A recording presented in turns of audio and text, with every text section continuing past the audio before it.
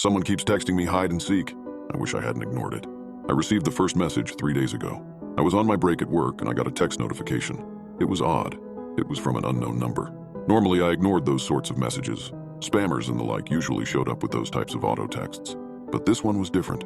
It was so strange because no number showed up at all. Just the message, hide and seek. I thought someone might have the wrong number for a friend they were trying to get in touch with to play a game, apparently. So I responded, think you have the wrong number, not sure who you were trying to reach, but they are not here. I went about the rest of my workday and was just wrapping things up.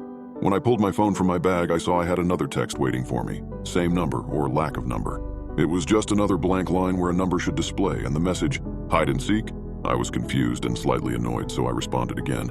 Like I said before, I think you have the wrong number. Who is this? Who are you trying to get a hold of to play hide and seek? I waited, staring at the screen for a minute, and I was about to put it away when I saw a response. You, hide and seek? My patience had reached its limit, and I figured if they would not answer, then I would just block the non-existent number and hope it would work. Despite the lack of a visible number, the option on the message thread still presented itself, so I was relieved when the weird conversation vanished.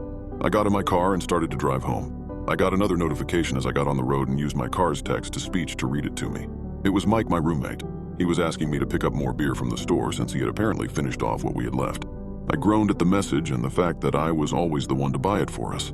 It was getting old, but I needed a drink after the night I had, so I sent him a message back saying, I can this time, but if you're going to keep drinking everything we have, then you better start paying for it. I stopped by a nearby gas station close to our apartment and grabbed a case of Miller and continued home. As soon as I got back in the car, I received another text. I was getting annoyed already since I figured it was Mike complaining about being out of something else. But instead, as the text-to-speech read out the message, I knew it was something else. Seek, drink. It made sense now, and I immediately called Mike. He answered after several rings and sounded stoned. Hey man, what's up? Did you grab the beer? Yeah, I did. Are you messing with me? How are you sending those messages? When I call you, I can see your number, but not when you sent that weird text. What kind of app are you using? Also, what is the point? I'm not home yet, I can't play hide and seek. Never mind that I'm not 5 years old. The seek drink thing was a bit of a giveaway for whatever weird game you were playing. There was a brief pause and he responded, not sure what you mean, man. I didn't send anything like that. Weird, who wants to play hide and seek? Anyway, get home, man, my buzz is fading. He hung up on me and I was even more confused. If he had not sent the message, who did? I drove home feeling a little on edge. When I got back inside, Mike greeted me at the door. Of course, by greeted, I mean he took the case of beer and walked to the fridge, removed two, and sat back down on the couch. Nice to see you too, I mumbled under my breath.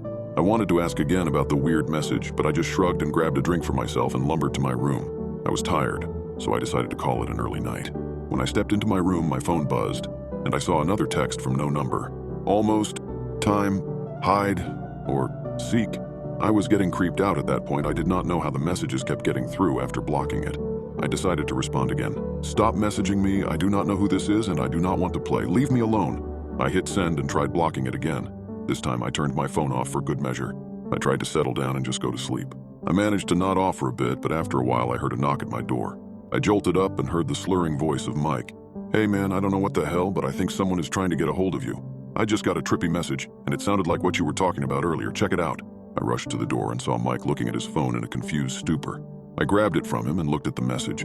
Last chance, hide, or seek. My heart sank and I felt a wave of panic rising in my chest.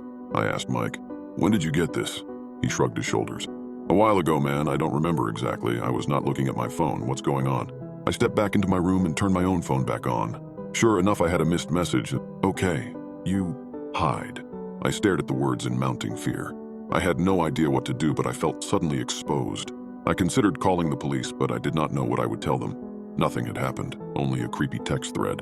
Yet something felt wrong, like something bad was about to happen. I looked over at Mike and he looked confused and a bit paranoid as well. Before I could try and explain things, the lights went out. At first I thought it might be a power outage. Then I heard the slow creaking sound of the front door opening, despite being sure I had locked it when I got home. Terror gripped me and I knew something was very wrong. I crouched down in the dark and whispered to Mike the only thing I could think to say, hide. I crawled on my floor and under my bed. I was about to call 911 when my phone suddenly died as well. It was on one moment and then just lost power despite having over half a charge left. I put the useless device in my pocket and tried to see if there was anything I could use as a light source. I froze and thought better about moving when I heard a strange shuffling sound. Then heavy footsteps, much heavier than Mike's. I noticed the temperature in the room had dropped suddenly and it felt like it was freezing. As the footsteps resounded and moved closer, I smelled a fetid tinge in the air as well, like something rotten. I crawled as far back and huddled up as small as I could make myself under the bed and held my breath. I heard my closet door gently shutting and thought it might be Mike hiding in there. Then the heavy footsteps picked up the pace. I suddenly realized if I could hear the door closing, whatever the hell was in here with us could hear it too. I considered calling out to Mike to move, but fear froze my voice. The heavy footsteps were in the room now. Despite my efforts to try and see what stalked us, I could not make anything out. I sat there silent and immobile, holding my breath and waiting.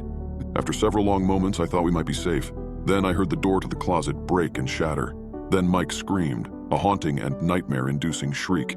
Something had found him. The cry of terror was suddenly silenced. I did not hear anything violent, just the scream and then utter silence. I had no idea what the hell had just happened.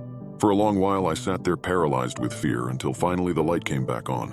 When I summoned the courage to creep out from under the bed and see what had happened, I was shocked when laying on the ground was the shattered remains of my closet door. Despite the ruin of the door, there were no traces of anyone or anything else. Mike had vanished. I slowly called out, louder and more emboldened as I moved into the hall where the light was on again. No one responded, no one else was there. I stumbled through the apartment searching for my roommate, but he was gone. Worse still, I had no idea just where the hell he had gone. No trace of Mike has shown up in the last couple days since it happened. I don't know if anything will. I think he can finally be declared missing, but I don't know if it will do any good. It was impossible, but whatever had broken into our place had found him and now he was missing. He had lost hide and seek and that thing, whatever it was, took him away. The entire nightmare is unbelievable, yet even now as I write about my friend's impossible disappearance, I am shocked when I receive another text. Hide and seek? I don't know what to do. I don't know what this is. Maybe I should respond again, a different way this time. Maybe it might help, might keep me safe from whatever or whoever is doing this. Perhaps I can find out. My reply is one word: seek.